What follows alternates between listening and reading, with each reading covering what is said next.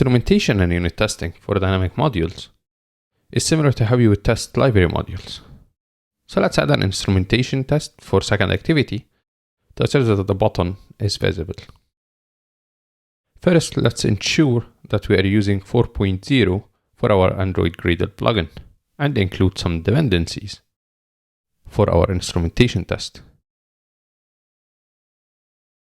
Since we are injecting second activity, we will enable KEBT plugin for Android tests, which will allow us to customize dependency injection for those tests. Also, the application class is the one that creates application component for us. So we'll create a test application for our instrumentation tests, and we'll set up a test component in the test module to handle providing dependencies. Let's modify my application and make it open. Let's move Dagger initialization code into a function and also make it open and overridable.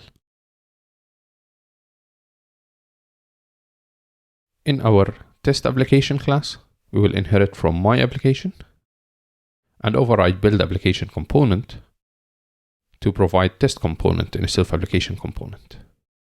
We also need a custom test runner to be able to specify the application class that should be used for tests.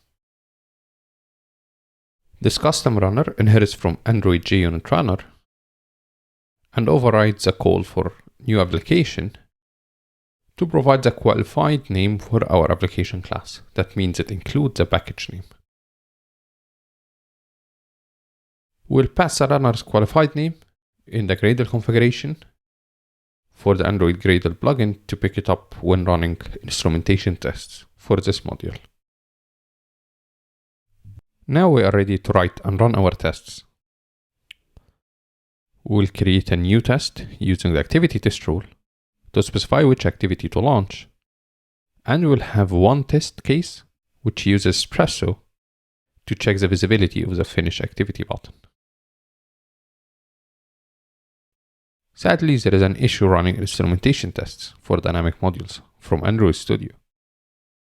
So we'll have to use a terminal to run the Gradle task connected Android test and check that our test is successful.